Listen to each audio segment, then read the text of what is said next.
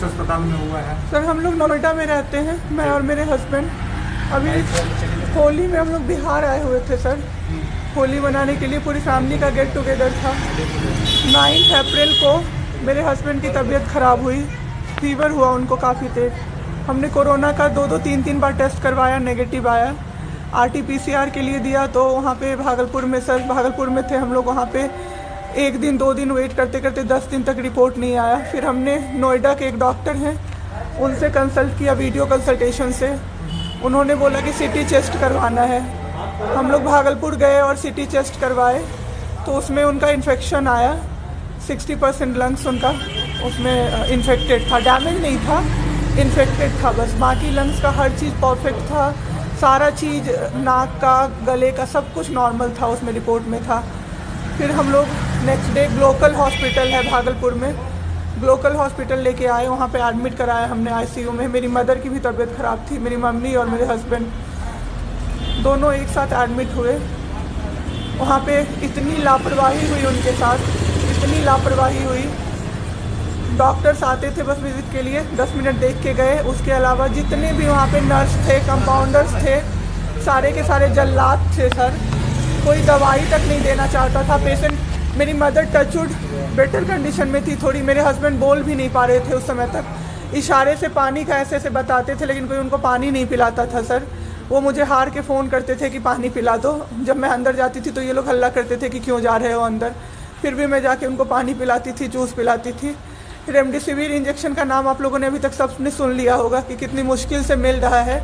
Doctor ने वहाँ suggest किया, मेरे 2-2 पेशेंट थे वहाँ, हमने बहुत मुश्किल से अरेंज किया। जब वो इंजेक्शन मिला तो एक दिन रात को जब इंजेक्शन देने लगे, हाफ इंजेक्शन फ्लोर पे गिरा दिया उन्होंने। हमने कहा कि इतना महंगा इंजेक्शन है, इसी का असर होके ठीक होते ये आपने कैसे गिरा दिया। उन्होंने कहा कि 50,000 का भी गिरा देता ना तो तुम कुछ नहीं कर पाती अभी। हम लोग चुपचाप वहाँ से सर हट गए। थोड़ी देर बाद वहाँ पे मेरे हस्बैंड को मैंने देखा कि उन्होंने 2-3 बार पॉटी किया था, यूरिन पास किया था, कोई क्लीन करने नहीं आ रहा था सर। 6 घंटे से वो उसी गंदगी पे पड़े हुए थे। उन्होंने मुझे फिर फ़ोन किया, बस फ़ोन कर पाते थे सर, बोल भी नहीं, बस मिस्ड कॉल आती थी, मैं समझ जाती थी कि कुछ परेशानी है उनको। जब मैं गई तो मैंने देखा पूरे गंदे बेड पे मेरे हस्बैंड 6 फीट 2 इंच के सर, पूरे गंदे पे वो सोए हुए थे सर। मैंने ज़बरदस्ती सबको बुलाया। एक आदमी था ज्योति कुमार करके, ज्योति कुमार, सब लोग ध्यान से इसको कवर कीजिए। ज्योति कुमार एक कंपाउंडर था वहाँ पे। कौन सा हॉस्पिटल का नाम? Glocal hospital Bhagalpur. Jyoti Kumar compounder है वहाँ का, मतलब जो अटेंडेंट सब होते हैं ना वो है, लड़की नहीं है, लड़का है ज्योति कुमार। उसको मैंने रिक्वेस्ट किया कि भैया प्लीज़ आप मेरे हस्बैंड की मदद कर दीजिए, रात में ये लोग रुकने नहीं दे रहे हैं मुझे अपने पास, इनके पास। उसने बोला ठीक है ज़रूर मदद करूँगा, ये कह के, और मैं अपने हस्बैंड से बात करने लगी, इशारे से ही वो बात कर रहे थे, मैं बोल रही थी। अचानक से मेरा दुपट्टा खिंचाया बहुत ज़ोर से। मैंने सोचा क्या हो रहा है, जब मैंने पीछे मुड़ी तो मेरे कमर पे उस आदमी का हाथ था और मेरा दुपट्टा वो ज्योति कुमार खींच रहा था। मेरी माँ पीछे से चिल्लाई, मेरे हस्बैंड ऐसे ऐसे होने लगे, पूरा पसीना उनको चल गया, कुछ बोल नहीं पा रहे थे वो।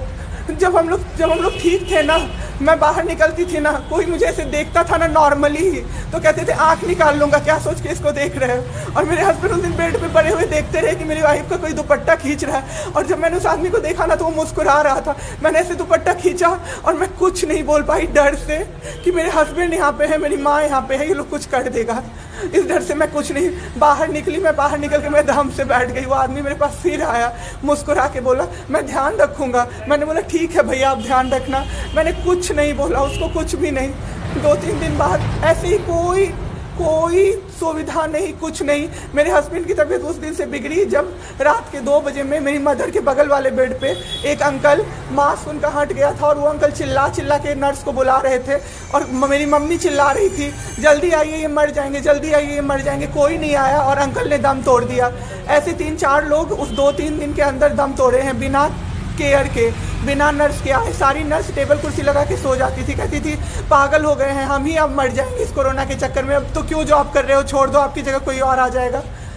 उसके बाद वहाँ से बाई पैप वहाँ उस हॉस्पिटल में नहीं अवेलेबल था। मेरे हस्बैंड की तबीयत एक दिन बहुत ख़राब हो गई, उन्होंने मायागंज रेफ़र कर दिया, भागलपुर मायागंज हॉस्पिटल।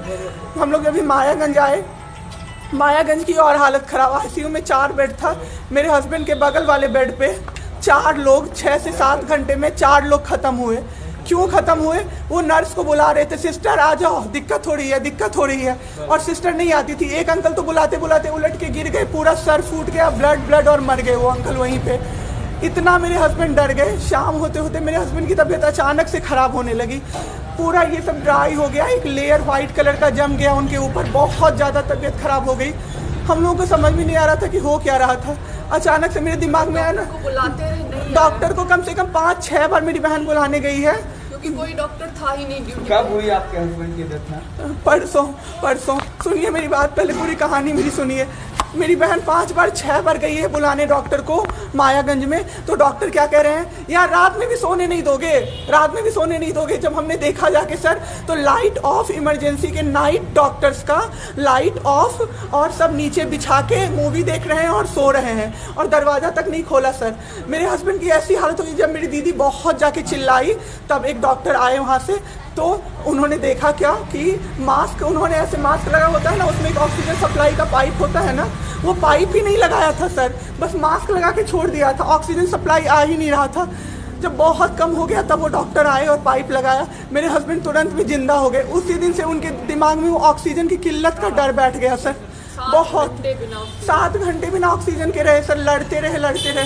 फिर उस दिन इतना वो डर गए, वो बोले नहीं अब हमको कहीं बाहर लेके चलो। दिल्ली में सर हमने बेड का किया, बहुत पता नहीं था, दिल्ली में कहीं भी जगह नहीं था। हम पटना आए, राजेश्वर हॉस्पिटल में सर पटना आए।